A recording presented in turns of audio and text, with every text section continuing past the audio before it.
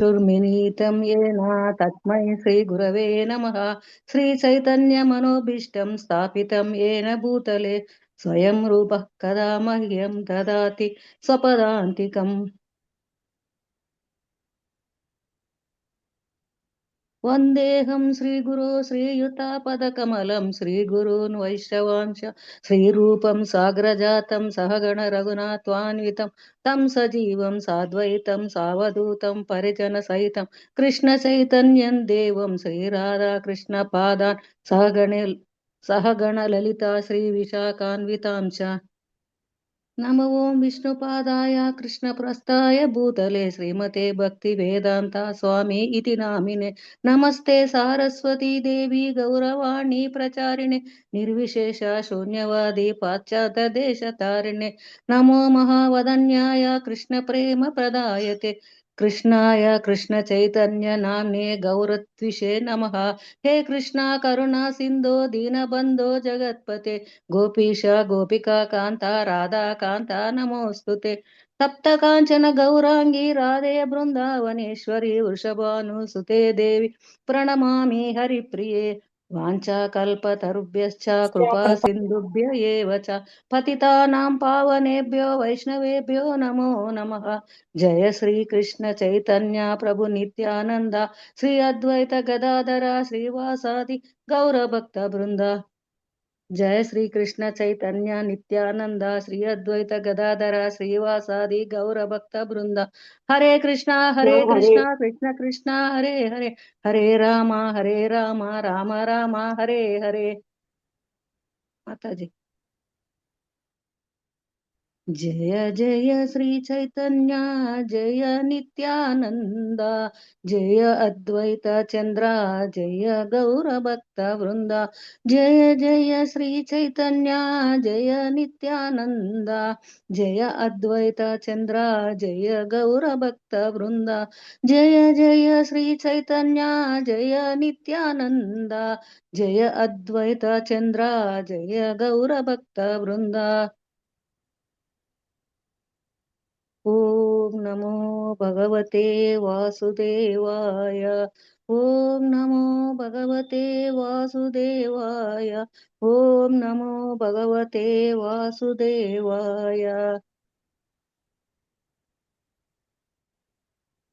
नारायणं नमस्कृत्यं नरं चैव नरोत्तमं देवीं सरस्वतीं व्यासं ततो जयमुदीरयेत्।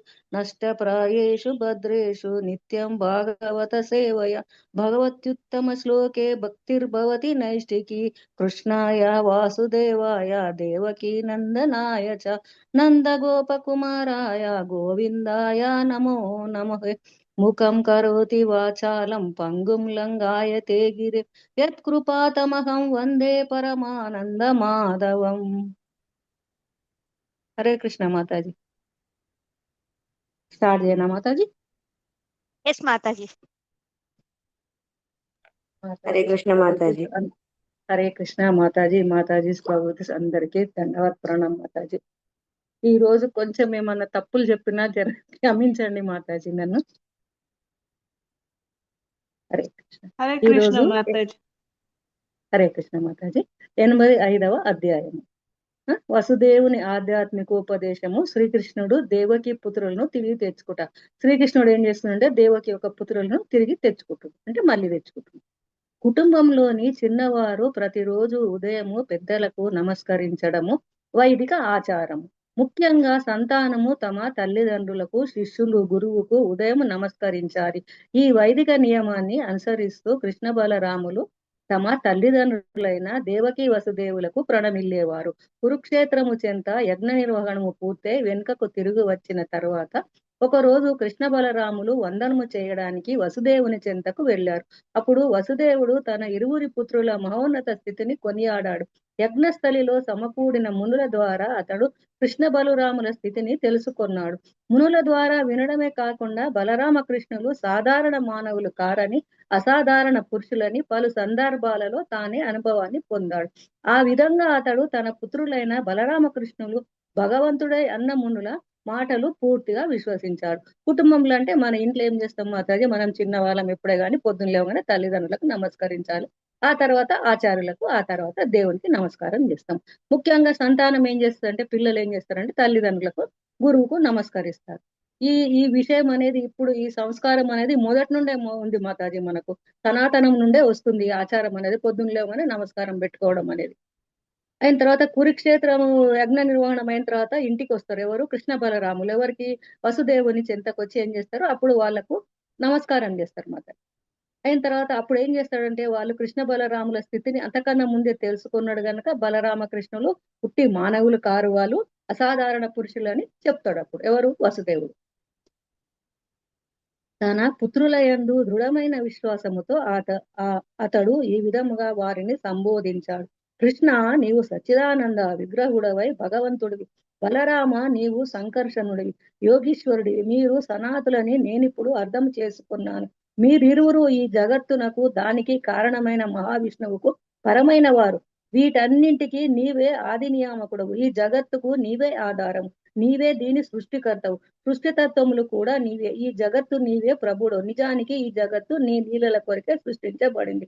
ఈ జగత్తు అంటే ఈ ప్రపంచం అనేది ఎందుకొరకు సృష్టించబడింది? కృష్ణ భగవాను లీల కొరకు. ఎందుకంటే ఆ లీలలు ఎందుకొరకు చేస్తాడు? ఏ విధంగా మంచిది అని చెప్పి చేయడానికి, ఇట్లా ఉండాలి మనుషులు అని చెప్పి చేస్తాడు. సచ్చిదానందుడు ఎవరు? కృష్ణుడు సచ్చిదానందుడు, విగ్రహుడు, భగవంతుడు. ఏమంటాడు? సచ్చిదానంద విగ్రహాన్ని నువ్వే భగవంతుని. బలరాముడు ఎవరు? సంకర్షణుడివి, యోగీశ్వరుడివి. వీళ్ళంతా ఇప్పుడు సనాతులని ఆయన ఎప్పుడో అర్థం చేసుకున్నాడు. ఈ జగత్తు మీద ఇప్పుడు ఏం చేస్తున్నావు? నువ్వు లీలల కొరకే ఈ జగత్తును అంటే ఈ ప్రపంచాన్ని పుట్టించినవు. జగత్తు యొక్క ఆది నుండి అనంతం వరకు వివిధ కాలములో ప్రకటమయ్యే వివిధ భౌతిక దశలు కూడా నీవే. జగత్తు ఆధారమైన సంది ఏమున్నది? వివిధ కాలాలలో కూడా ఒక్కొక్క రకంగా అయితుంటే అవన్నీ కూడా భగవంతుడి లీలే. అవన్నీ కూడా ఆయనవి. ఎవరి? కృష్ణ భగవాన్. ఎందుకంటే ఈ ప్రకటము యొక్క కార్యకారణములు నీవే. శాసకుడు, శాసికుడు అనే ఈ భౌతిక జగత్తు యొక్క రెండు రూపాలు కూడే. ఏంటి? శాసికుడు తనే, శాసితుడు కూడా తనే, రెండు కూడా తనే. ఎవరు? కృష్ణ భగవానుడు. వారిని అధిగమించి ఉండే పరమ నియామకుడవు కూడా నువ్వే. అందరికంటే పైనున్న వారిని అందరినీ కూడా నువ్వే ఆజ్ఞాపిస్తావు ప్రభు అని చెప్తాడు. అందుకే నీవు మా ఇంద్రియానుభూతికి అతీతుడవు. నీవు పరమాత్ముడవు, పుట్టుక లేని వాడవు, మార్పు రహితవుడు. భౌతిక దేహములో సంభవించే 6 రకాలైన వికారాలకు నీవు అతీతుడవు. ఏమంటుండు? 6 రకాలైన వికారాలకు కూడా నువ్వే అతీతునివి. పుట్టుక లేదు, చావు లేదు పరమాత్మనికి. ఎప్పటికీ తను ఒక్కతే తీరు ఉంటాడు. ఒక్కసారి ముసలితనం గాని, ఒకసారి ఇట్లా గాని అట్లా గాని ఉండడు. ఎప్పటికీ తను భగవంతుడు, పుట్టుక చావు లేనివాడు. అందుకే ఏమన్నాడాయన? కృష్ణ పరమాత్ముడు అంటాడాయన. ఈ జగత్తు యొక్క అద్భుతమైన వైవిధ్యము కూడా నీ రచితమే. అంటే ఈ జగత్తును కూడా, అంటే ఈ ప్రపంచానికి కూడా అద్భుతమైన దాన్ని రచించినవు కూడా నువ్వే. పరమాణువు వరకు అన్నింటి యందు నీవే పరమాత్మునిగా ప్రవేశించావు. పరమాణువు అంటే ప్రతి అణువు లోపల కూడా కృష్ణ భగవానుడు ఉన్నాడు. ఈ రూపాలన్నిటికీ ప్రాణశక్తి, వాటి పరమ ఉనికి నీవే. యథార్థానికి నీవే సమస్తానికి పోషకుడవు. ఏమంటుండు? ఇవన్నిటి కూడా ప్రాణశక్తి కూడా నువ్వే. ఉనికి నువ్వంటే అవి ఇక్కడక్కడ కదలడానికి గాని, దేనికైనా గాని అన్నిటికి కూడా నువ్వే. యథార్థానికి, సమస్తానికి అంటే మొత్తం ప్రపంచానికి, మొత్తం జగత్తుకు కూడా నువ్వే పోషకుడు, అంటే రక్షిస్తున్నావు. ప్రాణశక్తి దాని నుండి ఉత్పన్నమయ్యే క్రియాశక్తి స్వతంత్రముగా వర్తింపక పరమపురుషుడవైన నీపైనే ఆధారపడి ఉండును. ప్రాణశక్తి కూడా ఎవరి మీద ఉన్నది? భగవంతుని మీదనే ఆధారపడిన. నీవు వాటి వెనుకనే ఉన్నావు. నీ సంకల్పం లేనిదే అవి పనిచేయవు. భగవంతుడు అనేవాడు వీటికి ఏం చేయకపోతే అవి పనిచేయవు. భగవంతుడు అనే దాని లోపలనే వీళ్ళు అవన్నీ పనిచేస్తున్నారు. భగవంతుడు ఏం చేయకపోతే వీళ్ళు ఏం చేయలేరు. ప్రకృతి జడమైనది. ప్రకృతి జడమైనది అంటే ప్రకృతికి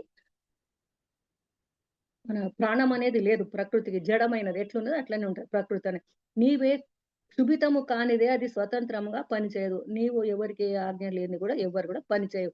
స్వతంత్రంగా ఎవరికి కూడా పనిచేయడానికి వీల్లేదు. భగవానుడు ఆదేశిస్తేనే పనిచేయాలి ఎవరు గాని. ప్రకృతి నీపై ఆధారపడి ఉంటుంది కనుక జీవులు కేవలము కార్యాచరణ యత్నమే చేయగలరు. కానీ నీ అనుమతి లేనిదే, నీ సంకల్పం లేది వారు దేనిని చేయలేరు. తమ కోరికలను సాధించుకోలేరు. కోరికలు అంటే మనకేమన్నా అది కావాలి, ఇది కావాలి అని మనకేదైనా ఉంటది కదా! అవి కూడా ఏం చెయ్యలేరు. ప్రకృతి కూడా మొత్తం ఆయన మీదనే ఆధారపడి ఉన్నది. జీవుల కార్యాచరణం అంటే జీవులు చేసే పనులు కూడా ఆయననే చెయ్యాలి. ఆయనకు అనుమతిస్తే గాని చెయ్యలేరు. ఆయన అనుమతి లేకపోతే ఏం పని చేయరు ఎవరు. మూల శక్తి నీ నుండే బహిర్గతమైనది. ప్రభు చంద్రుని కాంతి, అగ్ని, తేజము, సూర్యప్రభ, నక్షత్రములు, మిలమిల మెరుపులు, వెలుగులు మహాశక్తి పూర్వకంగా ప్రకటమవుతాయి. అట్లే పర్వతములు స్థిరము, భూమి యొక్క గంధము ఆధార శక్తి అన్నియు నీ విభిన్న ప్రకటములే. నీటి అందలి రుచి నీవు జీవుల ప్రాణశక్తి అన్నియు నీ రూపాలే. ఏమంటుండు? పర్వతాలకు కూడా ఆయన్ని స్థిరంగా ఉండేటందుకు. భూమి యొక్క వాసన, గంధం అంటే వాసన వస్తుంది, భూమి వాసన కూడా ఆయన్నే కారకుడు. నీటికి రుచించేది కూడా, నీటికి ఒక రుచి ఉండదంటే కూడా ఆయన వల్లనే. జీవులకు ప్రాణశక్తి ఉన్నదంటే భగవంతుడు మనకి ఇయ్యడం వల్లనే మనకు జీవశక్తి అనేది మనకున్నది. దేవ ఇంద్రియ బలము, ఆలోచన, సంకల్పము, అనుభూతి అనే మనోబలము, శారీరక బలము, వృద్ధి చలము వివిధ వాయు చలనాల ద్వారా జరిగినట్లు కడబడినను చరముగా అవన్నీ నీ శక్తి ప్రకటనములే. ఏమంటుండ్రు? ఇంద్రియాలు అంటే మనకున్న చెవులు గాని, కళ్ళు గాని, ముక్కు గాని ఇవన్నీ పనిచేయడానికి కూడా భగవంతుడే ఆజ్ఞాపిస్తాడు. మనకు భగవంతుని ఆజ్ఞ లేని మనకు శరీర బలం కూడా లేదు. మనం ఇక్కడ నుండి అక్కడికి కదలాలంటే కూడా శరీరంలో మనకు బలం కావాలంటే కూడా కృష్ణ భగవానుడు ఇచ్చింది. అన్ని కూడా నీ శక్తే, నీ శక్తము లేనిది ఇది ఏమి కూడా లేదు. విశాలమైన అంతరిక్షము నీ అందే నిలిచి ఉన్నది. ఆకాశము, పరమనాదము, ఓంకారము మాటల రూపంలో వస్తుభేదము తెలిపే వాక్కు నీవే. ఇంద్రియముల అధిష్టాన దేవతలు, ఇంద్రియముల ప్రయోజమైనట్టి జ్ఞాన సముపార్ధము, జ్ఞాన విషయము అన్నియు నీవే. ఇంకేమంటుండే ఇక్కడ? అంతరిక్షము కూడా ఆయన లోపట్నే ఉన్నది. ఆకాశంలో వచ్చే ధ్వని, ఉరుములు, మేఘాలు, వాన ఇవన్నీ కూడా ఆయన లోపట్నే ఉన్నాయి. ఓంకారం అనేది కూడా ఆయనతోనే ఉంది. ఇవన్నీ ఓంకారం అనేది మనకు మాటల రూపంలో ఇస్తున్నాడు ఆయన. వాక్కు కూడా అంటే మాటలు. జ్ఞాన విషయం అంటే మన జ్ఞానం, ఇది మంచి చెడ్డ, ఇది చూస్తున్నావు, ఇది చూస్తలేవు, చెవులతో వింటున్నావు అంటే కూడా ఆయన యొక్క ఆజ్ఞతోనే మనం పనిచేస్తున్నాం. బుద్ధి సామర్థ్యము, జీవుని చురుకైన స్మృతి కూడా నీవే. జీవుని బతకడానికి ఏంది? ఇక్కడక్కడ పోవడానికి గాని, తినడానికి గాని, దేవుని పూజించడానికి గాని ఆయన మనకిస్తేనే మనం చేస్తున్నాం. ఆయన శక్తి లేకుండా మనం ఏమి కూడా చేయలేము. భౌతిక జగత్తుకు కారణమైనట్టి తమో గుణత అహంకారము, దేహేంద్రియాల కారణమైనట్టి రజోగుణయుత అహంకారం, దేవతలకు మూల అయినట్టి సత్వగుణయుత అహంకారం కూడా నువ్వే. దేవతలకు సత్వగుణం ఉంటది, అహంకారం కూడా అన్ని నువ్వే. మనకున్న రజోగుణము గాని, తమో గుణము గాని అవన్నీ కూడా ఎందుకు వస్తాయంటే దేవుడు మనకిస్తేనే అవన్నీ వచ్చినాయి. భగవంత నానా రకాలైన చెట్లకు, మొక్కలకు, ఇతర రూపాలకు ధరణియే మూలాకారణమైనట్లు నీవే సర్వ కారణాలకు అధికారణమై ఉన్నావు. ధరణియే అన్నింటిలోనూ ఉన్నట్లు నీవు పరమాత్మునిగా ఈ జగత్తులో సర్వత్రా ఉన్నావు. నీవే సర్వ కారణాలకు పరమ కారణమై ఉన్నావు. యథార్థానికి సమస్తము నీ శక్తి ప్రకటనమే. ఏమంటుండు? ఇవన్నిటికి కూడా నువ్వే. మొత్తం ప్రపంచానికి నువ్వే. నీవు లేని ప్రపంచం అనేది లేదు. మొత్తం జగత్తు అన్నింట్లో కూడా ప్రతి దాంట్లో నువ్వే ఉన్నావు. చీమ గాని, దోమ గాని, మన ఇంట్లో ఉండే ఏది గాని, మన లోపల ఉన్న ప్రాణశక్తి గాని భగవంతుడు ఇచ్చింది. సత్వ రజస్తమో గుణాలు వాటి అన్యోన్య ప్రక్రియ ఫలము యోగమాయ ద్వారా నీకే సంబంధితమై ఉన్నది. సత్వగుణము గాని, రజోగుణము గాని ఇవన్నీ యోగమాయతో ఉన్నా కానీ ఎవరికి ఉన్నాయి? భగవానునికే సంబంధమై ఉన్నాయి. అవి స్వతంత్రములు కావలసి ఉన్నప్పటికీ నిజానికి మహత్తత్వము పరమాత్ముడవై నీ అందే ఆధారపడి ఉన్నది. నీవు సమస్తానికి పరమ కారణము కనుక పుట్టడము, పెరగడము, స్థితిని కలిగి ఉండడము, మార్పు చెందడము, క్షీణించడము, నశించడం అనే వికారాలు నీలో ఉండవు. నీ పరమశక్తి అంటే యోగమాయ వైవిధ్య రూపాలలో పనిచేస్తుంది. అయినా యోగమాయ నీ శక్తి కనుక నీవు అన్నింటిలోని ఉన్నావు. యోగమాయ అనటం ఆమెకు స్వయంగా శక్తి లేదు. యోగమాయకు కూడా ఎవరినరు శక్తి ఇచ్చేది కృష్ణ భగవానుడే. ఆయనకు పుట్టుక చావు అనేది లేదు ఆయనకు. ఈ విషయమే భగవద్గీతలోని 9వ అధ్యాయములో చక్కగా వివరించబడింది. 9వ అధ్యాయంలో మనకు చెప్తాడేమని? జన్మ మృత్యు జరావ్యాధి అనేది మనకుంటది, కానీ భగవంతునికి ఉండదు. అష్టవ్యక్త రూపములో నేను ప్రకృతి అంతటా వ్యాపించి ఉన్నాను. సమస్తము నాపైనే ఆధారపడి ఉంది, కానీ నేను దానిలో లేను అని భగవానుడు అక్కడ వించాడు. అన్నిట్లలో నేనున్నా కానీ లేను అంటే ఏమన్నట్టు? ఇక్కడ అన్నిట్లలో ఉన్నాయి, మీకు అన్నిట్లలో ఉంటాడు కానీ మళ్ళీ లేనట్టే ఉంటాడు. ఇదే మాటను వసుదేవుడు చెబుతున్నాడు. ఈ మాటలు నేను చెప్తున్నాడు, వసుదేవుడు అనేది చెప్తున్నాడు. భగవంతుడు సర్వత్రా లేడని చెబితే అతడు అన్నింటికీ దూరంగా ఉన్నాడని చెప్పటమే అర్థం. భగవంతుడు లేడంటే ఏమన్నట్టు? భగవంతుడు అన్నిట్లో లేడంటే అక్కడ లేడన్నట్టే అర్థం మనకు. అయినా అతని శక్తిని సర్వత్రా వర్తిస్తూనే ఉంటుంది. సూర్యుడు పనిచేస్తాడు, చంద్రుడు పనిచేస్తాడు, వర్షాలు పనిచేస్తాయి. ఇవన్నీ మనకు ఉంటాయి అంటే భగవంతుని యొక్క శక్తితోని భగవంతుడు వాళ్ళకి శక్తినిస్తేనే అవన్నీ పనిచేస్తాయి.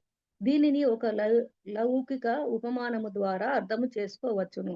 ఎట్లా అర్థం చేసుకోవాలంటే ఒక పెద్ద సంస్థలో దాని ఉన్నతాధికారి అధికారము వ్యాపారములోని ప్రతి రంగంలోనూ పనిచేస్తూనే ఉన్నప్పటికీ అతడు అన్ని చోట్ల ఉంటాడని అర్థము కాదు కదా. ప్రతి విభాగంలోనూ యజమాని ఉన్నట్లుగానే ఉద్యోగులకు అనిపించిన ఆ యజమాని ప్రతి విభాగంలోనూ ఉండబోడు. కేవలము అతని అధికారమే సర్వత్రా పనిచేస్తుంది. అదే విధముగా భగవంతుని సర్వవ్యాపక శక్తి అతని శక్తుల ద్వారా అనుభూతమవుతుంది.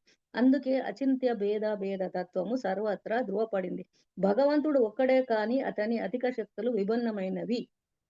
అంటే భగవంతుడు ఒక్కడే కానీ అతని మొత్తం శక్తులన్నీ తన లోపటనే ఉన్నాయి. అది ఎట్లా అంటే ఒక లైట్ వేస్తాం మనం. ఒక లైట్ వేసినప్పుడు అంతటా వెలుతురు వస్తది. కానీ ఆ గోడకలాగా, ఈ గోడకలాగా పోయి మనం వెలుతురు వేయలేం. లైట్ ఎట్లా అట్లా ఉంటుందో భగవంతుడు కూడా అట్లనే అన్నిట్లా ఉంటాడు. కానీ తన నుండి పని చేస్తుంటాడు. ఒక అధికారి ఏమైతాడు, ఒక పెద్ద ఫ్యాక్టరీ ఉంటదనుకోండి. ఫ్యాక్టరీలో అందరి దగ్గరికి పోయి చేయడు. ఆయన కిందొకరు, ఆయన కిందొకరు, ఆయన కిందొకరుండి ఏ డిపార్ట్‌మెంట్‌కి వాళ్ళుంటే ఆ డిపార్ట్‌మెంట్ వాళ్ళు పని చేస్తారు. కానీ ఆ డిపార్ట్‌మెంట్‌లకు అధికారి అనేటి ఒక్కొక్కడున్నా గాని మొత్తం పైన ఉండే అధికారి ఎవరంటే భగవంతుడు. భగవంతునిలాగానే ఇక్కడ కూడా వీళ్ళు కూడా అట్లా. వసుదేవుడు ఇంకను చెప్పసాగాడు. ఇంకేం చెప్తున్నాడు వసుదేవుడు? ఇంకా చెప్తున్నాడు ఇట్లా. ఈ భౌతిక జగత్తు ప్రవహించే మహానది వంటిది. ఈ జగత్తు అనేది ఏంది? ప్రపంచం అనేది నది ఎట్లా ప్రవహిస్తా ఉంటది అట్లనే ప్రవహిస్తుంటది. సత్వ రజ సమస్తో గుణాలే దాని అలలు. దీని అలలు ఏంటి అంటే పైన అలలు అని ఇట్లా పైకి కిందికి పైకి కిందికి అంటే అవన్నీ సత్వ రజస్త గుణాలు. దేహము, ఇంద్రియములు, ఆలోచన, అనుభూతి, సంకల్పాలు, దుఃఖము, సుఖము, అనురక్తి, కామము వంటివి అన్నియును ఈ గుణముల నుండి ఉత్పత్తమైనవి. మనకున్న 3 గుణాల నుండే మనకు ఇవన్నీ వస్తాయి. ఏమొస్తది? దుఃఖమొస్తది, సుఖమొస్తది, అనురక్తొస్తది, కామమొస్తాయి. ఇవన్నీ ఏమని? సత్వ, రజో, గుణాల నుండి మనకు వస్తాయి ఇవన్నీ. నిన్ను ఈ భౌతిక స్థితులకు అతీతమైన వానిగా గుర్తింపజాలని మూర్ఖుడు కామ్యకర్తల్లో చిక్కుబడి విముక్తికి అవకాశమే లేకుండా నిరంతర జన్మమృత్యు వలయంలో చిక్కుబడతాడు. ఏమంటుండు? ఈ భౌతిక స్థితులు ఇవన్నీ నీ అని గుర్తింపనోడు వాడు మూర్ఖుడు.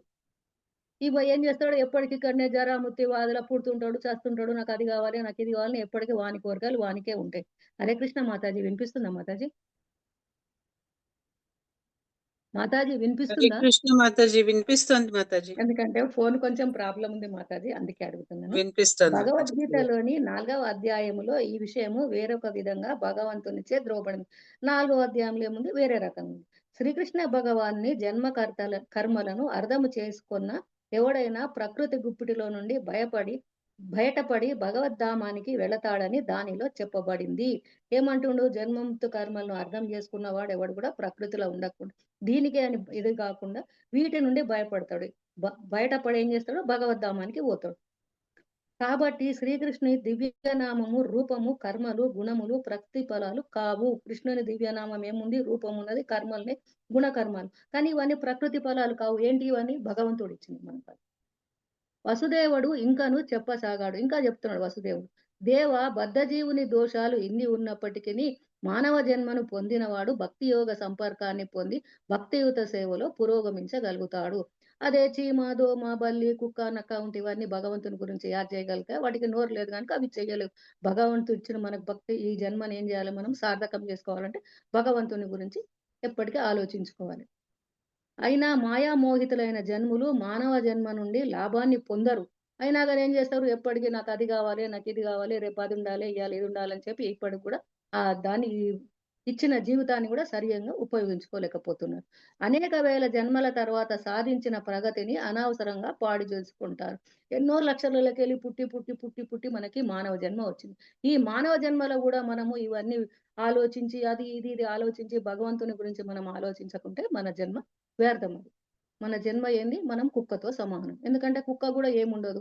ఎప్పుడు చూసినా దాని పని అది చేస్తుంటది అట్లనే. దేహాత్మ బుద్ధితో మనిషి మిథ్యాహంకారం వలన సంతానము వల్ల అనురక్తుడవుతాడు. మనం ఏం చేస్తాం? మన బుద్ధితోని, మిథ్యాహంకారంతోని సంతానం పట్ల అయ్యో నా కొడుకు, నా బిడ్డ, నా మనవడు, నా మనవరాలు లోకమంతా ఎప్పటికీ మనకు అదే ఉంటది మనకు. ఆ విధంగా ప్రతి ఒక్కడు బద్ధ జీవితంలో మిథ్యా సంబంధాలనే మిథ్యా అనురాగంలోనే బంధించబడతాడు. మనం ఏం చేస్తాం? వీటితోని ఇవాళ చిన్న పిల్లోడు నోడు, రేపు పెద్దగా అవుతాడు, వాని జీవితం ఎట్లా, వాని భార్య ఎట్లా, వాని పిల్లలు ఎట్లా, వానికెట్లా మనకి ఎంతసేపు ఇదే చింత ఉంటది. కానీ సమస్త ప్రపంచము ఈ మిథ్యా భావనలోనే చరిస్తూ భవబంధములో చిక్కుకొని ఉన్నది. మీరిరువురు ఆది పురుషులు, భగవంతుడే గాని నా పుత్రులు కారని నాకు తెలుసు. ఈ ప్రపంచమంతా దీంట్లోనే మాయజాలంలో పడిపోయినది. కానీ భగవంతుడు ఎవరు? ఆది పురుషులు ఎవరు? భగవంతుడు నా పుత్రులైనా గాని మీరు నా పుత్రులు గారు, మీరే భగవంతులు, ఆది పురుషులు అని చెప్తాడు. ఎవరు? వసుదేవుడు. ఎవరికి? కృష్ణ బలరాములకు చెప్తున్నాడు. అనవసరంగా సేనాబలము పెంచుకొనినట్టి రాజులను వధించి భూభారాన్ని తగ్గించడానికే మీరు ధరణిపై అవతరించారు. ఏం చేస్తారు? ఈ అనవసరమైన కొట్లాటలు నీది, నాది, నాది అని చెప్పి కొట్లాడుతున్నారు. వాళ్ళని సంహరించడానికే మీరు పుట్టిండ్రు అని నాకు తెలుసు. ఈ విషయము నీవు ఇదివరకే నాకు వివరించావు. ఏమంటుండు? ఈ విషయం కూడా నాకు తెలుసు. నాకు ముందే చెప్పిండు. ప్రభువు శరణాగత జీవులకు నీవే ఆశ్రయము. వినమ్రములకు నీవే పరమ శ్రేయవు. అందుకే సంసార బంధము నుండి మోక్షం నొసగడి నీ పాద పద్మాలకు నేను ఆశ్రయిస్తున్నాను. శరణాగత జీవుల కంటే భగవంతా నీవే అని మనం చేసే పని చేసుకుంటూ కూడా భగవంతుని వేడుకుంటే అప్పుడు మనకు ఆశ్రయం ఇచ్చిన వాళ్ళకి ఏం చేస్తాడు భగవంతుడు? మన కోరికను అనేది తీరుస్తాడు. అయిన తర్వాత సంసార బంధం నుండి మోక్షం నొసగడి నీ పాద పద్మాలకు అంటే కృష్ణుని పాద పద్మాలకు ఆశ్రయిస్తున్నా. అంటే నేను నిన్ను వేడుకుంటున్నా. చిరకాలముగా నేను ఈ దేహాన్ని ఆత్మగా భావించాను. దేవదేవుడు అయినప్పటికీ నిన్ను కేవలము నా పుత్రునిగా తలచాను. ఏమంటుండు? చిరకాలంగా దేహాన్ని అనుకున్నాడు ఆయన. ఆత్మగా భావించిండు. కానీ దేవదేవుడు అయినప్పటికీ కూడా తనని ఏమనుకుంటాడు? నా కొడుకులాగానే అనుకుంటాడు. పుత్రునిగా అంటే నా కొడుకులాగానే అనుకుంటాడు. ఎవరు? వసుదేవుడు. ప్రభు నీవు దేవదేవుడవని ధర్మ పరిరక్షణకు దుష్ట వినాశానానికి అవతరించావని కంసుని కారాగృహంలో ప్రకటమైన నాడే నాకు చెప్పావు. పుట్టుక లేని వాడవైనా నీ కార్యము నిర్వహణకై నీవు ప్రతియుగములోను అవతరిస్తావు. ఎట్లా తెలుసు ఈయనకు దుష్ట పరిరక్షణ కంటే? కారాగృహంలో పుట్టినప్పుడే ఆ రోజు మాయతోనే ఆయన నీకు నేను పుడుతున్నా చెప్పినప్పుడు అప్పుడు తెలుస్తుంది. ఎవరికి? వసుదేవునికి. అప్పుడే చెప్తాడు నాకు పుట్టుక అనేది లేదు. నేను ఎందుకు పుడతా అంటే ప్రతి యుగంలో కూడా అన్యాయాన్ని అధర్మాన్ని నేను సంహరించడానికే నేను పుడతా. దేవ ఆకాశములో మేఘాలు ప్రకటమై ఆ ప్రకటమైనట్లు నీవు కూడా నీ నిత్య రూపాల్లో ప్రకటమై తిరిగి అప్ర అప్రకటమవుతావు కనుక నీ లీలలను నీ ఆవిర్భావ అంతర్ధానాల మర్మమును ఎవ్వడు తెలుసుకోగలడు. నీ పరమ ఘనతను కీర్తించడం ఒక్కటే నా కార్యము. ఏమంటాడు? ఆవిర్భావం అంటే పుట్టడం. అంతర్ధానాలు ఎప్పుడెప్పుడు పుడతాడు? ఏం చేస్తాడు? ఎట్లా చేస్తాడు? అనేది ఎవరికి కూడా తెలియదు. దాన్ని ఏమంటాడు? నీ పరమ గణితను అంటే నీ యొక్క గణితాను నేను కీర్తించడం అంటే నీ గురించి నేను చెప్పడం ఒకటే నాకు నా కార్యము, నా పని. వసుదేవుడు ఈ రీతిగా పలుకుతున్నప్పుడు కృష్ణ బలరాములు నవ్వారు. వసుదేవుడు అన్ని చెప్తే ఏం చేస్తారు? కృష్ణుడు బలరాములు అప్పుడు నవ్వుతారు. భక్తవత్సలు రైలందున వారు అతడు కావించిన స్థుతిని నవ్వుతూ ఆమోదించారు. వీళ్ళు భక్తులు కదా అప్పుడు. అప్పుడు ఏం చేస్తారు వీళ్ళు?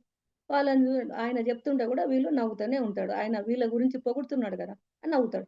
తరువాత శ్రీకృష్ణుడు వసుదేవుని మాటలను ధృవపరుస్తూ, తండ్రి నీవేమి చెప్పినా చివరకు మేము నీ పుత్రులమే. నీవు మా గురించి చెప్పినదంతయు నిక్కముగా ఆధ్యాత్మిక గానం యొక్క మహోన్నత తాత్విక అవగాహనము. దానిని నేను సంపూర్ణంగా ఎటువంటి మినహాయింపు లేకుండా ఆమోదిస్తాను అన్నాడు. తండ్రివి నువ్వు మాకు ఇప్పుడు. నీ పుత్రులం మేము. అయినా నువ్వు మా గురించి ఇదంతా చెప్పినా గానీ మేము ఒప్పుకుంటున్నాము అని అంటారు. ఎవరు? కృష్ణ బలరాములు. కృష్ణ బలరాములు తన పుత్రులుగా భావించి వసుదేవుడు పరిపూర్ణ జీవన స్థితిలోనే ఉన్నాడు. కృష్ణ బలరాములను తన పుత్రులుగానే అనుకొని పరిపూర్ణ స్థితిలోనే ఉన్నాడు. ఎవరు? దేవకి వసుదేవులు. కానీ కురుక్షేత్ర తీర్థములో సమకూడిన మునులు భగవంతుడు సమస్తానికి పరమ కారణం చెప్పిన కారణంగా కృష్ణ బలరాములు పగల ప్రేమతో పట్ల కృష్ణ బలరాముల పట్ల గల ప్రేమతో వసుదేవుడు ఆ మాటలను తన పుత్రులతోని అన్నాడు.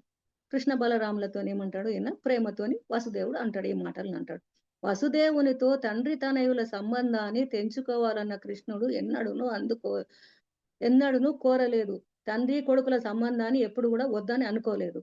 అందుకే తన సమాధానం మొదట్లోనే అతడు తాను వసుదేవుని నిత్య పుత్రుడనని ఆయన తన నిత్య జనకుడని తెలిపించాడు. నేను నీకు రోజు కొడుకునే, నువ్వు నాకు ఎప్పుడు తండ్రివే అని చెప్తాడు. తరువాత ఆ దేవదేవుడు సకల జీవుల ఆధ్యాత్మిక ఉనికిని గురించి తన తండ్రికి తెలియజేస్తూ, తండ్రి నేను నా సోదరుడు బలరాముడు ద్వారకాపురవాసులు ఈ సమస్త జగత్తుతో పాటు ప్రతి ఒక్కరూ సమస్తము నీవు ఇదివరకే చెప్పినప్పటిగా ఉన్నప్పటికీ గుణరీత్యా ఏకము కూడా అయి ఉన్నాము అన్నాడు. ఈయన సమస్త జగత్తో పాటు ప్రతి ఒక్కరు కూడా సమస్తముడు ఇదివరకే చెప్పిండు. అయినా కానీ నా గుణములను నీకు చెప్తున్నావు కనుక నేను ఒప్పుకుంటున్నాను అంటాడు. వసుదేవుడు భాగవతుని దృష్టితో సమస్తాన్ని చూడాలని శ్రీకృష్ణుడు అనుకున్నాడు. మహాభాగవతుడు సమస్త జీవులను భగవదంశలుగాను భగవంతుడు ఎల్లరి హృదయాల్లో ఉన్న భగవానిగాను దర్శిస్తాడు. ఏమంటాడు? భగవదంశలు భగవంతుడు అందరి హృదయాలలో ఉన్నవాడని దర్శిస్తాడు. అంటే చూస్తాడు. యథార్థానికి ప్రతి జీవుడు ఆత్మస్వరూపుడే. కానీ భౌతిక జగత్తులో సంపర్కం వలన అతడు గుణప్రభావానికి లోనవుతాడు. తన ఆత్మ భగవంతునితో గుణరీత్యా ఏకమనే విషయాన్ని మర్చిపోయి అతడు దేహాత్మ బుద్ధితో కప్పబడతాడు. భౌతిక దేహ ఉపాధుల కారణంగానే ఒకడు ఇంకొకనికి ఖిన్నుడని మనిషి పొరబడతాడు. దేహాల నడుమ భేదముగా కారణంగా ఆత్మ భిన్నంగా మనకు గోచరిస్తుంది. భౌతిక దేహాలతోనే ఉపాధులు ఉంటాయి కారణంగానే ఒకడు ఇంకొకరిని ఖిన్నుడు అనుకుంటాడు. అప్పుడు అది పొరపాటు. అది మన దేహం అనేది దేహం కాదు, ఆత్మ. తర్వాత శ్రీకృష్ణుడు పంచభూతాల చక్కని ఉపమానాన్ని ఇచ్చాడు. పంచభూతాలు ఇచ్చాడు. ఆకాశము, వాయువు, అగ్ని, జలము, పృథ్వీ అనే పంచభూతాలు మట్టి కుండ గాని, పర్వతమే గాని, చెట్లే గాని, కర్ణకుండలమే గాని భౌతిక జగత్తులోని సమస్తములో ఉన్నాయి. సమస్తంలో కూడా ఏమున్నాయి? భౌతికాలు పంచభూతాలు ఉన్నాయి. అన్నిట్లలో పంచభూతాలు ఉన్నాయి. పంచభూతాలు లేనిది ఏది ఉండదు. మట్టి కుండలో కూడా పంచభూతాలు ఉన్నాయి. ఈ 5 తత్వాలే వివిధ నిష్పత్తుల్లో, పరిమాణంలో అన్నింటా ఉన్నాయి. ఈ 5 తత్వాలు అన్నిటి లోపల కూడా ఉన్నాయి. ఈ 5 తత్వాల మహాసమ్మేళనమే ఒక పెద్ద పర్వతము కాగా వాటి కొద్ది పరిమాణ కలయికతో మట్టి కుండ తయారవుతుంది. కనుక భౌతిక వస్తువులు విభిన్న రూపాలను, గుణాలను కలిగి ఉన్నప్పటికీ ఒకే తత్వంతో తయారు చేయబడి ఉన్నాయి. అదే విధంగా ఒకే తత్వం అంటే అన్ని కూడా పంచభూతాలతోనే చేయబడి ఉన్నాయి. అదే విధంగా శ్రీకృష్ణ భగవానుడు అనంతమైన విష్ణు రూపాలు, బ్రహ్మ మొదలుకొని చీమ వరకు గల సకల రూపాలు ఉన్నాయి. కృష్ణ పరమాత్ముడు ఏమిట్లో ఉన్నాడు? అన్నిట్లో కూడా ఉన్నాయి. విష్ణు రూపాలు ఉన్నాడు, చీమలు ఉన్నాడు, దోమలు ఉన్నాడు, అన్నిట్లలో ఉన్నాడు. కొందరు ఘనులు, మరికొందరు అల్పులు, కానీ గుణరీత్యా అందరూ సమాన స్వభావాలు కలిగి ఉన్నారు. అందుకే శ్రీకృష్ణుడు నిత్యులలో పరమ నిత్యుడని, అతడే ఎల్లరిని పోషిస్తూ వారి జీవితావసరములను సమకూరుస్తాడని ఉపనిషత్తుల్లో చెప్పబడింది. ఉపనిషత్తులలో ఏమున్నది? అందరినీ పోషిస్తున్నాడు ఆయనే. జీవితావసరాలు అంటే మన నిత్యావసరాలను సమకూరుస్తున్నాడు కూడా ఆయన. నేను ఇక్కడ ఉపనిషత్తులలో చెప్పాను. ఈ తత్వము తెలుసుకున్నవాడు పరిపూర్ణ జ్ఞానముతో ఉన్నవాడవుతాడు. ఎప్పుడైతే మనిషికి జ్ఞానం ఉంటుందో అప్పుడు ఏమవుతాడు? వాడు ఉన్నతుడు అవుతాడు. అంటే జ్ఞానం తెలిసి మంచి మరుస్తాడు అనమాట. తత్వమసి అనే వేదవాక్కు అర్థము ప్రతి ఒక్కడు భగవంతుడని కాదని, ప్రతి ఒక్కడు గుణరీత్యా భగవంతునితో సమానుడై ఉన్నాడని భావము. ప్రతి ఒక్కడు గుణరీత్యా భగవానుతో సమానుడై ఉన్నాడని భావం అంటే అర్థం. ఆధ్యాత్మిక జీవన తత్వాన్ని శ్రీకృష్ణుడు సంక్షిప్త ప్రసారంగా చెప్పినప్పుడు వసుదేవుడు తన పుత్రుని పట్ల మిక్కిలి ప్రీతి చెందాడు. ఏమవుతాడు? ఆధ్యాత్మిక జీవనం గురించి శ్రీకృష్ణుడు చెప్తే అప్పుడు ఏమవుతాడు? తన పుత్రులతోని తాను మిక్కిలి ప్రీతి చెందాడు అంటే సంతోషాన్ని చెందాడు. ఈ విధంగా హర్షాతిరేకముతో అతడు ఏమీయును మాట్లాడలేక మౌనంగా ఉండిపోయాడు. ఆ సమయంలో శ్రీకృష్ణ జనని దేవకీదేవి తన భర్త చెంతనే కూర్చొని ఉన్నది. అప్పుడు ఎవరున్నారు? కృష్ణ జనని దేవకీదేవి తన భర్త చెంతనే ఉన్నారు, వసుదేవుని దగ్గరనే ఉన్నది. కృష్ణ బలరాములు తమ గురుపుత్రుని యమరాజు చెంత నుండి బ్రతికించి తెచ్చాడని ఆమె పూర్వము విని ఉన్నది. అందుకే ఆమె కంసునిచే చంపబడిన తన పుత్రుల గురించి ఆలోచించింది. వారిని తలుచుకొని ఆమె వికన్నురాలైంది. తన పుత్రులు చచ్చిపోయింది కదా, ఆమెకు అప్పుడు దుఃఖం వస్తుంది. అప్పుడు ఆమెకు వీళ్ళని చూడంగానే మృతపుత్రులయ్యడ కరుణతో ఆమె కృష్ణ బలరాములను ఈ విధంగా వేడుకోసాగింది. ఆమెకు చచ్చిపోయిన కొడుకులు గుర్తొచ్చి ఆమె ఇట్లా అడుగుతుంది, వేడుకుంటుంది. బలరామ, నీవు ఎల్లరులకు ఆనందాన్ని, బలాన్ని ఇస్తావని నీ నామమే చెబుతుంది. నీ అనంతమైన శక్తి మా మనస్సుకు, వాక్కులకు అందనిది. కృష్ణ, నీవు యోగేశ్వరుడు. నీవు బ్రహ్మరుద్రుల వంటి ప్రజాపతులకు ప్రభువుడు అని, ఆదిదేవుడవైన నారాయణ అని నాకు తెలుసు. ఏమంటుంది? ప్రజాపతులకు ప్రభువుడు నువ్వే, ఆదిదేవుడు అంటే మొట్టమొదటి దేవుడు కూడా నువ్వే, నారాయణ కూడా నాకు తెలుసు. కాలక్రమంలో గతి తప్పిన అధర్మ పరులను నశింప చేయడానికే నీవు అవతరించావని కూడా తెలుసావు. ఏమంటుంది? కాలక్రమంలో గతి తప్పిన వాళ్ళను అంటే ఏ పని చేయకుండా ఏదో ఒకటి ఆలోచనలు సరిగ్గా చేయకుండా జ్ఞానం లేని వాళ్ళని కూడా ఇచ్చేసే ఆయన నువ్వే. విలాసవంతమైన జీవితాన్ని గడుపుతూ శాస్త్ర నిర్దేశాలను ఉద్దేశపూర్వకంగా విస్మరించారు. అటువంటి దుర్మార్గులైన పాలకులను వధించి ప్రపంచ భారాన్ని తగ్గించడానికే నీవు ధరణిపై అవతరించావు. దుర్మార్గులైన వాళ్ళని చంపడానికి పుట్టి ఈ ప్రపంచ భారాన్ని, భూభారాన్ని తగ్గించడానికి నువ్వు ఈ భూమి మీద పుట్టినవు అంట. కృష్ణ కారణోదక సముద్రంలో శయనించి ఉండి ఈ సృష్టికి కారణమైనటి మహావిష్ణువు నీ అంశయేనని నాకు తెలుసు. ఏమంటది మళ్ళా? కారణోదక సముద్రంలో శయనించి ఉండి ఈ సృష్టికి కారణం కూడా నువ్వే. ఈ భౌతిక జగత్తు యొక్క సృష్టి, స్థితి, లయములు కేవలము నీ అంశ చేతనే నిర్వహింపబడ్డాయి. అందుకే నిస్సహాయంగా నేను నిన్ను ఆశ్రయిస్తున్నాను. ఇవన్నీ నీ అంశతోనే ఉన్నాయి. అందుకే నేను నిస్సహాయురాల్ని నిన్ను అర్థిస్తున్నా, అంటే నిన్ను వేడుకుంటున్నా. నీవు గురుదక్షిణము సమర్పించగోరినప్పుడు సాందీపముని తన పుత్రుని బ్రతికించి తెమ్మని నిన్ను అడగగా నీవు బలరాముడు వెంటనే ఆ బాలుని యమరాజు చెంత నుండి తీసుకొచ్చావు. ఇంకేమంటది? గురుదక్షిణ అడిగినప్పుడు ఏమడుగుతావు? సాందీప మహాముని అడిగినప్పుడు ఏం చేస్తావు? తన కొడుకును బతికియమంటే బతికిస్తారు మీరు అప్పుడు. ఎప్పుడు యమధర్మరాజుకెళ్ళి తీసుకొని వచ్చావు. ఈ కార్యాన్ని బట్టి నీవు యోగేశ్వరుడవని నేను తెలుసుకున్నాను. కనుక అదే రీతిగా నా కొడుకులను తీర్చుమని మిమ్మల్ని ఇప్పుడు అడుగుతున్నాను. అంటే కంసునితో చంపబడి నా పుత్రులను తిరిగి తీసుకొని రమ్మని మిమ్మల్ని కోరుతున్నాను. ఏమంటుంది? కంసునితో నా పుత్రులు ఎంతమంది చచ్చిపోయాను వాళ్ళందరినీ తెచ్చి దేవుడా కొడుకా అని అంటది అనమాట. కృష్ణుని అడుగుతుంది. వారిని మీరు తీసుకొని వస్తే నా హృదయము సంతృప్తి చెందుతుంది. వారిని ఒక్కసారి కళ్ళారా చూడడము నాకు మహదానందం అవుతుంది. వాళ్ళను ఒకసారి బతికిచ్చి నాకు తెస్తే నేను చాలా సంతోషపడతా. ఒక్కసారి నా కళ్ళ నిండా చూసుకుంటా వాళ్ళను అని అంటుంది. తల్లి ఆ రీతిగా పలుకగానే బలరామకృష్ణులు యోగమాయ సహాయంతో అధోలోకమైన సుతలానికి వెళ్లారు. పూర్వము వామనావతారములో దేవుడు తనకు సమస్తాన్ని సమర్పించినట్టు దానవరాజు బలిసే సంతుష్టుడయ్యాడు. అప్పుడు బలి మహారాజుకు సుతరలోకము నివాసముగాను రాజ్యముగాను ఇవ్వండి. అప్పుడు బలి మహారాజుకి ఏం చేస్తాడు? సుతలోకాన్ని ఉండడానికి రాజ్యంగాను ఇస్తాడు. కృష్ణ బలరాములు తన లోకానికి రావడము చూసిన మహాభక్తుడు బలి మహారాజు ఆనంద సాగరములో మునిగాడు. వారిని చూడగానే అతని కుటుంబీకులు ఆసనం నుండి లేచి పాదాభివందనం చేశారు. అక్కడికి కృష్ణ బలరాములు పోగానే ఏం చేస్తారు? వాళ్ళు చూడంగానే తన కుటుంబీకులు వాళ్ళందరూ లేచి ఎక్కడెక్కడ కూర్చున్న వాళ్ళు అక్కడ నుండి లేచి నిలబడి పాదాభివందనం అంటే పాదాలకు నమస్కారం చేసుకుంటారు. అప్పుడు బలి కృష్ణరాములకు సముచిత ఆసనములను సమర్పించగా వారు సుఖాసనులు అయ్యారు. అప్పుడు వాళ్ళకు మంచి కుర్చీలు అవన్నీ వేసేసి వాళ్ళను కూర్చోబెడతాడు. అప్పుడు వాళ్ళు కూడా సంతోషిస్తారు. అప్పుడు దానవరాజు వారి పాదపద్మములను కడిగి ఆ జలాన్ని శిరస్సుపై చల్లుకున్నాడు. తన వారిపై చల్లాడు. బలరాముల పాదపద్మాలను కడిగిన జలము బ్రహ్మ వంటి దేవతలనైనా పునీతము చేయగలుగుతుంది.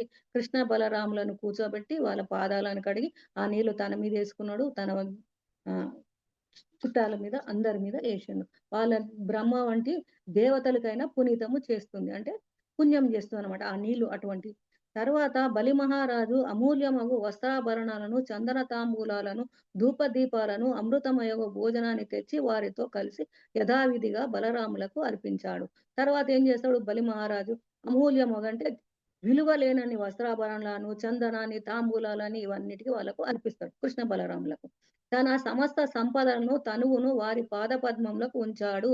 తన మనసును తనను కూడా సమస్త సంపదను కూడా ఆయన దగ్గర పెడతాడు. దివ్యానంద పరవశుడై బలి వారి పాదపద్మములను పదే పదే పట్టుకొని తన హృదయానికి అద్దుకున్నాడు.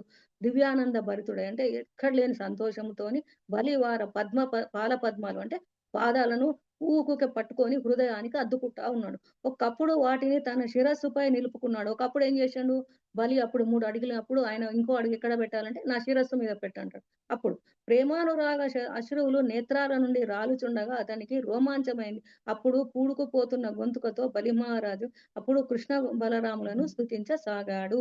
ఆయనకు ఎట్లా అంటే కండ్లకెళ్ళి నీళ్లు ఆనంద బాష్పాలు వస్తున్నాయి. గొంతు ఏం మాట్లాడాలో తెలుస్తలేదు. బలరామ, నీవు ఆది అనంతుడవు, మహోన్నతుడవైన నీ నుండి అనంతశేషుడు ఇతర దివ్య రూపాలు ఆదిలో ఉద్భవించాయి. కృష్ణ, నీవు సచ్చిదానంద విగ్రహుడవై దేవదేవుడవు, సమస్త జగత్తుకు నీవే సృష్టికర్తవు. ఏమంటున్నాడు మళ్ళా కూడా అప్పుడు? సమస్త జగత్తుకు అంటే సమస్త ప్రపంచానికి, భూలోకానికి అన్నిటికి కూడా నువ్వే సృష్టికర్తవు అంటే పుట్టించిన వాడవు నువ్వే. జ్ఞాన యోగ భక్తి యోగ విధానాలకు ఆరంభకుడవు. జ్ఞానానికి కూడా భక్తికి కూడా ఆయన్నే ఆది పురుషుడు. ప్రవర్తిల్ల చేసిన వాడవు నీవే. నీవే పరబ్రహ్మము, ఆది పురుషుడవు. అందుకే మీ ఇద్దరికి నమస్కరిస్తున్నాను. ఎందుకు? మీరు పరబ్రహ్మం మీరే, ఆది పురుషులు మీరే. అందుకే మీ ఇద్దరికి కూడా నేను నమస్కరిస్తున్నాను. ప్రభువులారా, మీ దర్శనాన్ని పొందడము జీవులకు అత్యంత కఠినమే అయిన భక్తుల ఎడ మీరు దయాళువులై ఉన్నప్పుడు వారు మిమ్మల్ని చూడగలుగుతారు. మనం ఎప్పుడు చూస్తాము? దయాళులై ఉన్న వాళ్ళు మన మీద దయ చూపుతేనే వాళ్ళు మనం చూడగలుగుతాం, లేకుంటే మనం చూడలేము. నిర్ణేతుక కరుణతోనే మీరు ఇక్కడికి వచ్చి గుణ ప్రభావితులై ఉండి మాకు దర్శనమిచ్చారు. వాళ్ళు ఎప్పుడు వీళ్ళకి దర్శనం ఇచ్చిండ్రు? రజస్త గుణ ప్రభావితులై ఉండి వీళ్ళకి ఎవరికి? బలి చక్రవర్తికి వాళ్ళు దర్శనం ఇచ్చారు. ప్రభు, మేము దైత్యుల కోవకు చెందిన వారము. గంధర్వులు, సిద్ధగణము, విద్యాధరులు, చారణులు, యక్షులు, రాక్షసులు, పిశాచములు, భూతములు, దెయ్యములు స్వభావరీత్యా నీ పూజకు నీ భక్తులగుట అసమర్థులు. వీళ్ళందరూ కూడా అసమర్థులు. చారణులు, యక్షులు, రాక్షసులు, పిశాచాలు, భూతములు ఇవన్నీ కూడా ఆయనకు భక్తులగుటకు అసమర్థులు. నీ భక్తులు కావడానికి బదులు వారు భక్తి పదములో అడ్డంకులు అవుతారు. నీ భక్తి చేసేటోళ్ళకు కూడా వాళ్ళు అడ్డంకులు అవుతారు. కానీ నీవు సకల వేద ప్రతినిధివగు దేవాది దేవుడవు, విశుద్ధ సత్వగుణములో నిలిచి ఉన్నావు. నువ్వు విశుద్ధ సత్వగుణంలో ఉన్నావు. నీ స్థితి సర్వదా దివ్యమైనది. ఈ కారణము చేతనే మాలో కొందరము రజస్తమో గుణములలో పుట్టిన వారమై నీ పాదపద్మాలను ఆశ్రయించి భక్తులం అయ్యాం. మేము కొంతమంది మీకు పాదపద్మాలను ఆశ్రయించి భక్తులం అయినాం. మాలో కొంతమంది నిజానికి విశుద్ధ భక్తులు, కానీ కొందరము భక్తి నుండి ఏదో పొందగోరిన కారణంగా నీ పాదపద్మాలను ఆశ్రయం. కొంతమంది ఏం చేస్తారు, ఏదో ఆశించి పాదపద్మాలను ఆశిస్తారు. కేవలము నీ నిర్ణేతుక కరుణతోనే దైత్యులమై మేము నీ ప్రత్యక్ష సాంగత్యాన్ని పొందాము. మేము మటుకు దైత్యులమై నీ ప్రత్యక్ష సాంగత్యాన్ని అడిగినాము, పొందినాము, అంటే చూస్తున్నాము. ఈ సంపర్కము గొప్ప దేవతలకైనా అసాధ్యం. ఎంతటి దేవాది దేవులకైనా కానీ ఇటువంటిది అనేది అసాధ్యం, అంటే మనం చూడలేమన్నట్టు. నీవు యోగమాయ ద్వారా ఏ విధంగా వర్తిస్తావో ఎవ్వరికీ తెలియదు. నీ యోగమాయ కలాపాల విస్తారాన్ని దేవతలను గణించరు. దేవతలు కూడా ఆయన ఎప్పుడు ఏం చేస్తారో తెలియదు వాళ్ళకు కూడా. ఇక దానిని తెలుసుకోవడం మాకెట్లా సాధ్యపడుతుంది? దేవతలకే సాధ్యం కాదు, మనకెట్లా సాధ్యపడుతుంది అది? కనుక నేను వినమ్రంగా ప్రార్థించేది ఏమంటే, నీకు సంపూర్ణ శరణాగతినే నా ఎడ దయ చూపుము. నేను వినమ్రంగా ప్రార్థిస్తున్నా.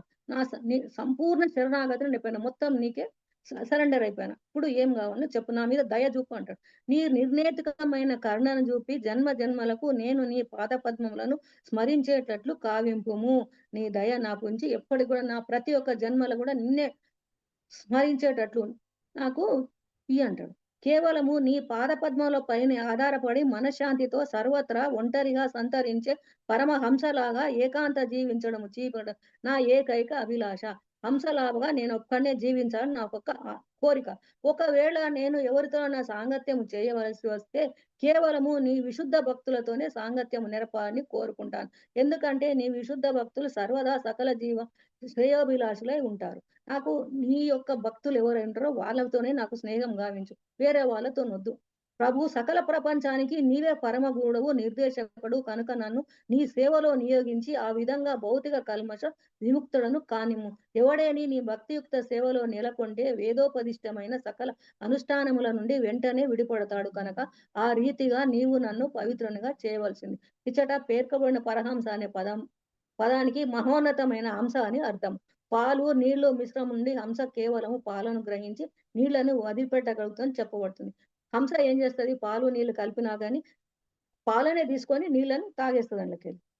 అదే విధంగా ఈ భౌతిక జగత్తు నుండి కేవలము ఆధ్యాత్మికమైన భాగాన్ని తీసుకొని భౌతిక జగత్తు పైన కాక కేవలము పరమాత్మకు ఆధారపడినటువంటి ఏకాంతముగా నివసించేవాడు. అక్కడిక్కడ ఏదో ఆలోచనలతో కాకుండా నీ మీద ఆలోచనలున్నతోనే నాకు సహజ వాళ్ళతోనే కలిసి ఉండేటట్లు నాకు అనుజ్ఞని చెప్తాడు.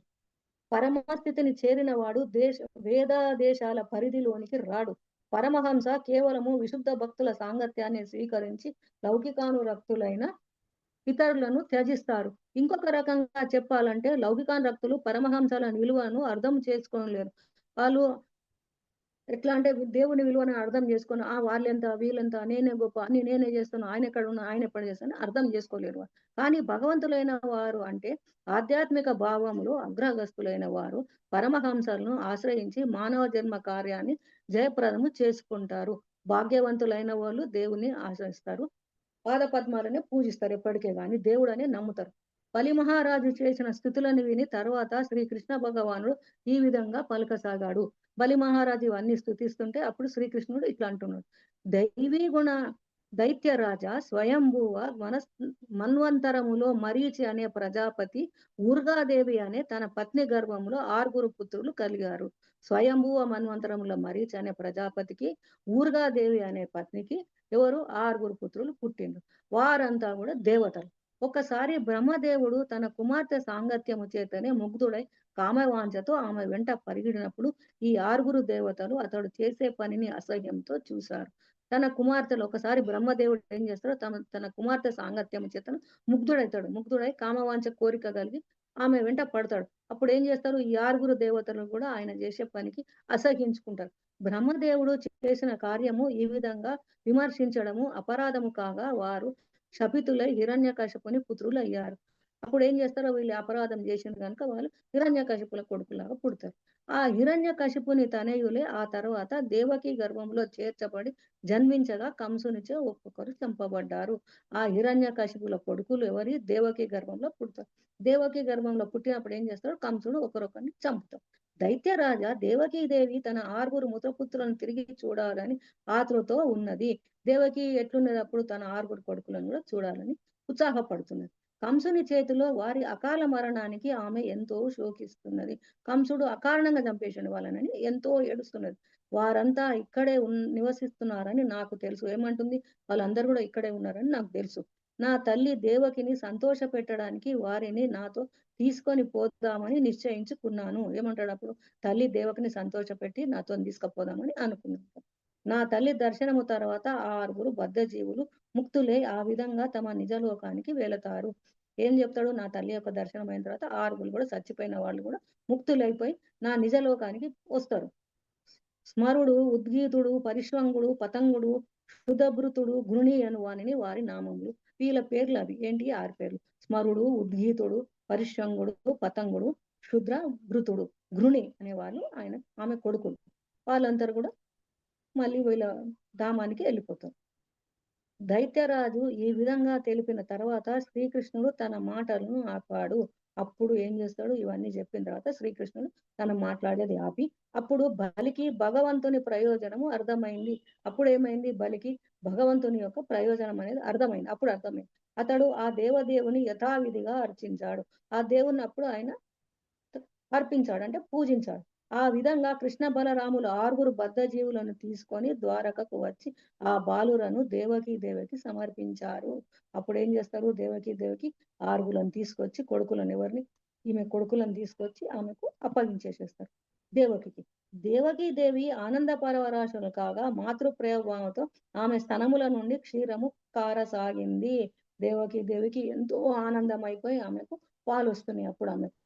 అప్పుడు ఆమె పిల్లలకు సన్యప్రాసనం చేయించింది. అప్పుడు ఆమె పిల్లలకు పాలు పట్టింది. ఆమె వారిని ఒడిలోకి తీసుకొని మాటి మాటికి శిరమును మూర్కుంటూ నా పిల్లలను తిరిగి పొందాము అని అనుకోసాగింది. వాళ్ళ తల నిమురుకుంటూ నేను నా పిల్లలను మళ్ళీ చూస్తున్నాను అప్పుడు అనుకున్నాను. కొండ తడవు కొరకు ఆమె విష్ణుమాయకు లోనై మాతృ ప్రేమానురాగంలో తన పిల్లల సాంగత్యాన్ని అనుభవించింది. ఆమె అప్పుడు విష్ణుమాయకు లోనైపోయి మాతృ ప్రేమ అంటే తల్లి ప్రేమతోని తన పిల్లలను తన ఒడిలోకి తీసుకొని తను అప్పుడు అనుభవిస్తుంది వాళ్ళ ప్రేమను.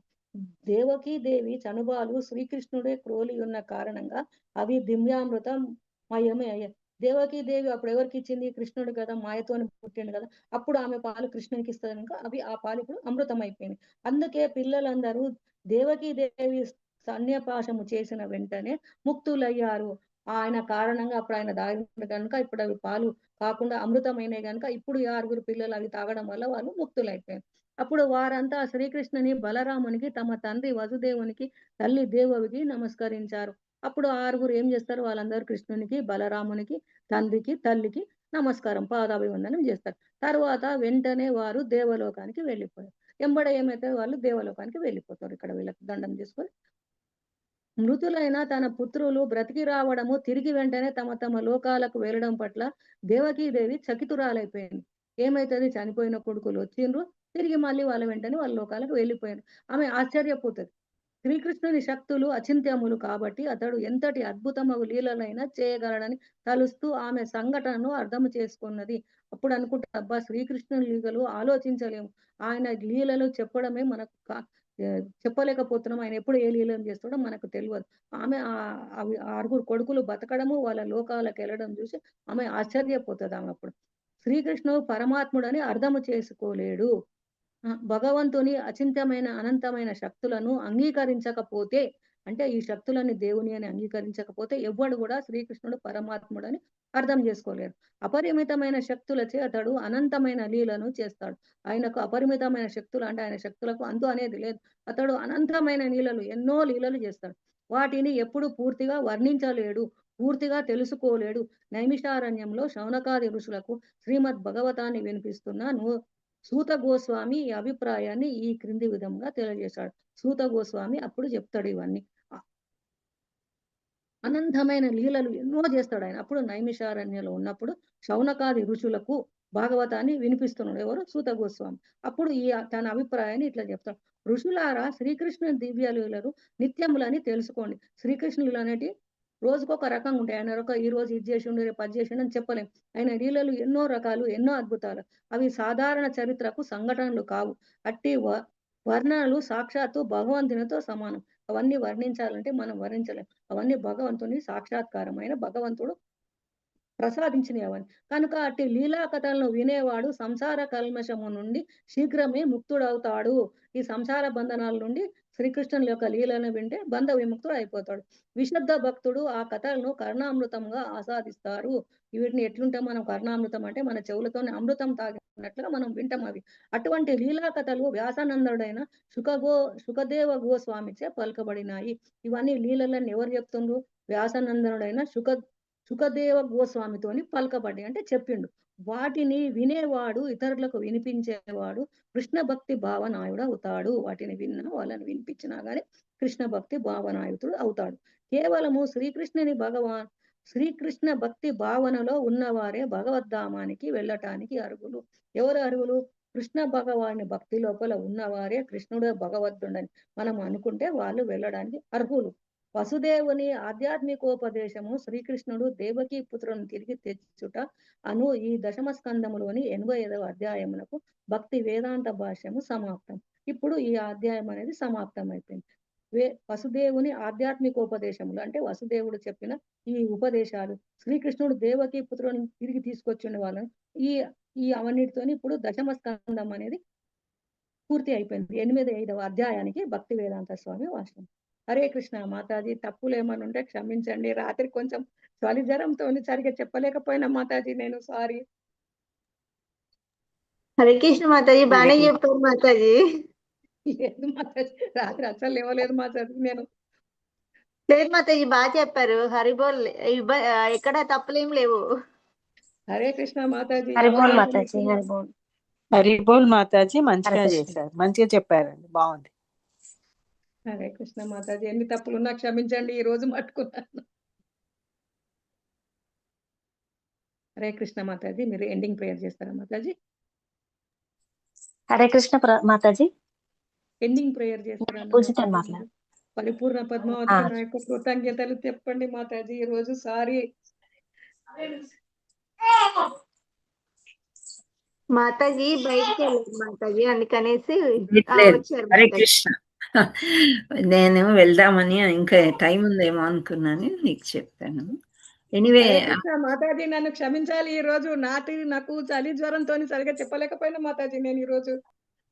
అవునా, భగవంతుడి టెస్టింగ్ బాగా చెప్పారు. కానీ చెప్పినా కానీ మాతాజీ నేను అంత సంతోషంగా లేను, మిమ్మల్ని కూడా మీకు అంత సంతోషపరచలేదు మాతాజీ. ఈ రోజు క్షమించండి మాతాజీ నన్ను ఈ రోజు.